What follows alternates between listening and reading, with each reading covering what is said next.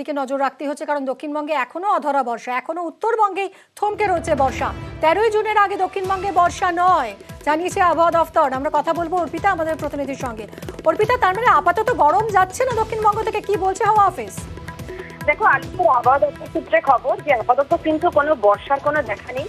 বর্ষা ঢুকবে না আগামী 13 তারিখ পর্যন্ত, এবং আগামী কয়েকদিন অর্থাৎ আজকে থেকে আগামী কয়েকদিন 11 তারিখ পর্যন্ত কিছু জায়গায় বজ্র বিদ্যুৎ সহ হালকা বৃষ্টি হবে, কোথাও কোথাও সঙ্গে ঝোড়ো হাওয়া, যেরকম বর্ধমান, বীরভূম, মুর্শিদাবাদ, 24 পরগনা সহ।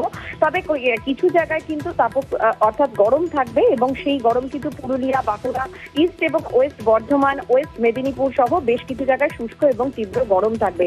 এছাড়া দক্ষিণবঙ্গে কোথাও কোথাও কিন্তু ঝোড়ো হাওয়াও বইবে। ধন্যবাদ অর্পিতা। বর্তমান ফ্লো প্যাটার্ন থেকে আমি মনে করি না দক্ষিণবঙ্গে মনসুন তার নর্মাল ডেটের আগে ঢুকবে। তো নর্মাল ডেট কবে? 10 তারিখ। তার মানে আমি তখন ইন্ডিকেটই করে দিয়েছিলাম 10 তারিখে আশা করবেন না। এখন তো আমি দেখতে পাচ্ছি 13 তারিখ পর্যন্ত আমাদের আশা করা চলবে না, হয়তো নট বিফোর 13।